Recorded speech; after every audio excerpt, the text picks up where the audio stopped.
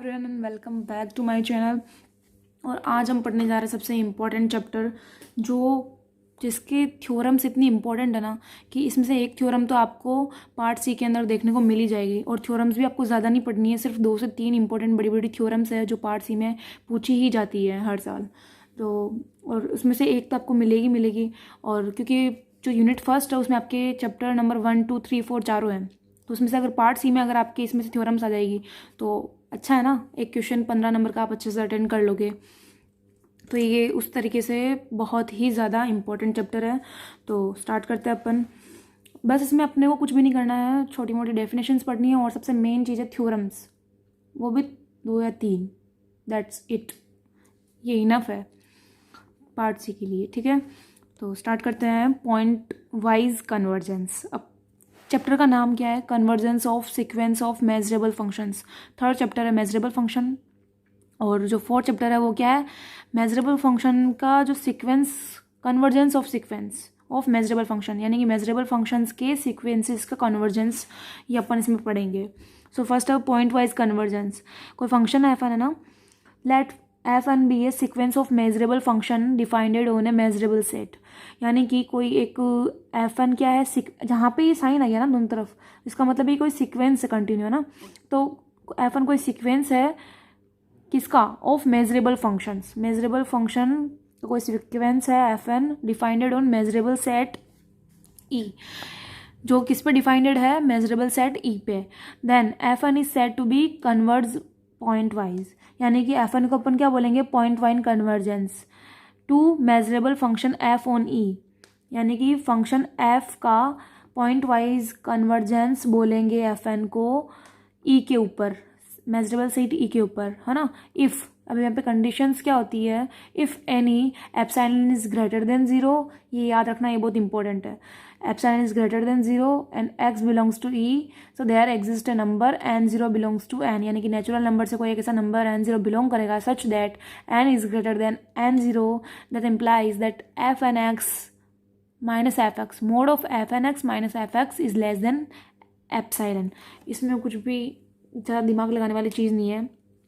Point wise convergence जो है, इसमें आपको एक तो ये ध्यान रखना है कि f(n) कोई सीक्वेंस है और मेजरेबल फंक्शन का सीक्वेंस है ना। और इसको अपन पॉइंट वाइज कन्वर्जेंस कब बोलेंगे? It's said to be point wise convergence of a measurable function f on E।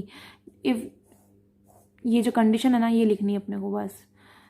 Epsilon is greater than 0 and x belongs to E, there exists a number n0 belongs to n such that f(n)x minus f(x) is less than epsilon. अब uniform convergence है ना, इसमें सिर्फ 2 चीज़ें change होगी। ये जो अपन ने फर्स्ट डेफिनेशन पढ़ी ना, इसमें ये जो पॉइंट वाइज कन्वर्जेंस या कन्वर्ज पॉइंट वाइज है, इसको हटा के अपने को क्या लिखना है? यूनिफॉर्म कन्वर्जेंस, ठीक है। और सेकंड चीज़ जो है अपने यहाँ पे, जो ये अपने x बिलोंग्स टू E है, इसको यहाँ से हटा दो और उसको लिख दो यहाँ पे इस इक्वेशन के आगे। तो ये एक जो डेफिनेशन है वो किसकी बन जाएगी? यूनिफॉर्म कन्वर्जेंस की। बहुत इजी है, देख लो। Let f(n) be sequence of measurable functions defined on measurable set E, then f(n) is said to be uniform convergence या converge uniformly to function f on E if epsilon is greater than 0 and there exists a number n0 belongs to n such that। अब आपने यहाँ पे देखा होगा कि बस ये नेम चेंज हुआ है ना, क्योंकि अपने को जो डेफिनेशन पूछी है उसका नेम अपन ने यहाँ लिख दिया। और दूसरी चीज़, यहाँ पे कंडीशन, यहाँ पे x बिलोंग्स टू E थी, बट यहाँ पे x बिलोंग्स टू E को हटा दिया, बाकी दोनों कंडीशन है एप्सिलॉन और n0 की, सच दैट। और ये वाली इक्वेशन भी सेम है, n is greater then n0, that implies that mode of f(n)x minus f(x) is less then epsilon. But यहाँ पे जो है, यहाँ पे ऐसा कुछ भी नहीं लिखा हुआ है कि x बिलोंग्स टू E, वो यहाँ पे लिखा हुआ है।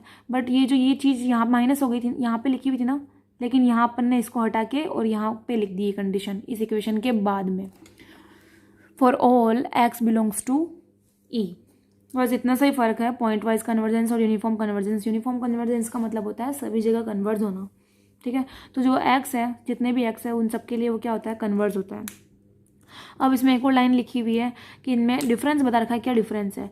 In uniform converge n0 depends only on epsilon, यानी कि पॉइंट वाइज में जो एप्सिलॉन होता है वो किस पे डिपेंड करता है? एक्स बिलोंग्स टू ई, यानी कि इस पे और एप्सिलॉन पे। इन दोनों में डिफरेंस क्या हुआ यहाँ पर अपने को गिवन है, इन यूनिफॉर्म कन्वर्जेंस, यानी कि यूनिफॉर्म कन्वर्जेंस के अंदर जो ये n0 नंबर है ना, जो n से बिलोंग कर रहा था नेचुरल नंबर से, वो it's depend only on epsilon, यहाँ पे ओनली एप्सिलॉन था। वेल जबकि पॉइंट वाइज जो कन्वर्जेंस है, well in point wise convergence n0 depends on both epsilon and x belongs to E. यहाँ पे एक तो एप्सिलॉन और एक x दोनों कंडीशन पे ये n0 डिपेंड कर रहा था, बट यहाँ पे n0 किस पे डिपेंड कर रहा है, ओनली एप्सिलॉन पे। तो यही फ़र्क है इनमें। तो इसका मतलब क्या हो गया कि if a sequence is uniformly converge on E, अगर कोई सीक्वेंस जो है वो यूनिफॉर्मली कन्वर्ज है ई पे, तो उसको अपन पॉइंट वाइज कन्वर्ज बोल सकते हैं, है ना। लेकिन पॉइंट वाइज कन्वर्जेंस को अपन यूनिफॉर्मली कन्वर्ज नहीं बोल सकते हैं। If a sequence is uniformly converge on E then it is also point wise converge on E, but not conversely, यानी कि इसका जो उल्टा है वो ट्रू नहीं है। ठीक है, तो जितने भी यूनिफॉर्म कन्वर्ज है उनको अपन पॉइंट वाइज बोल सकते हैं, लेकिन पॉइंट वाइज को यूनिफॉर्म कन्वर्ज नहीं बोल सकते हैं। थर्ड डेफिनेशन है कन्वर्जेंस ऑलमोस्ट एवरीवेयर।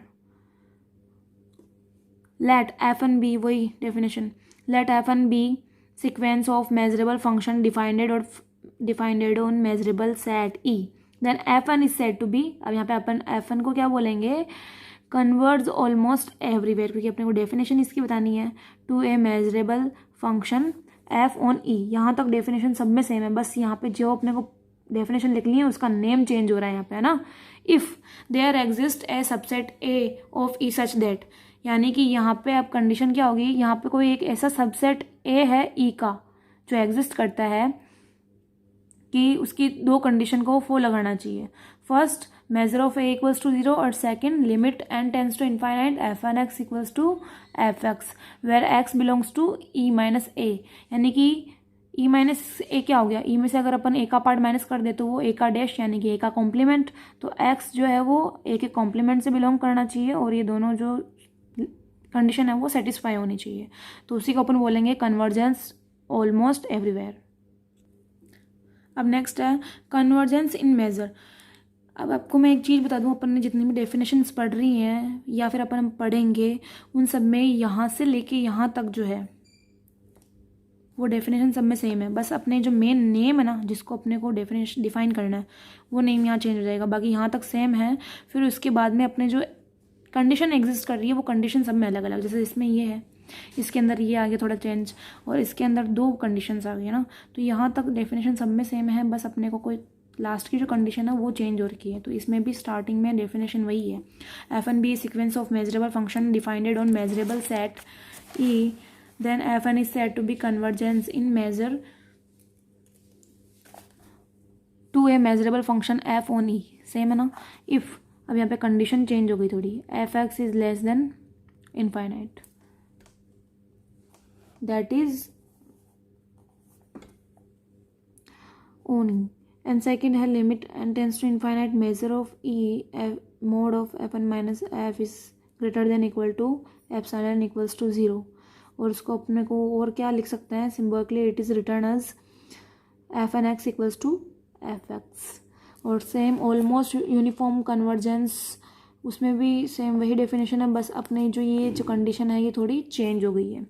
ठीक है, बहुत ही इजी डेफिनेशन है इसकी, बस आपको थोड़ा सा स्टार्टिंग का कॉमन पार्ट है वो याद करना है और लास्ट का सब में कंडीशन अलग है, बाकी सब सेम है। ठीक है, थैंक यू सो मच, मिलते हैं नेक्स्ट वीडियो में बहुत ज़्यादा इंपॉर्टेंट थ्योरम के साथ, बहुत ही ज़्यादा इंपॉर्टेंट है ना। अगर वो अपने को इम्पोर्टेंट थ्योरम आ जाती है तो अपना पार्ट सी अच्छे से हो जाएगा। थैंक यू सो मच, मिलते हैं नेक्स्ट वीडियो में।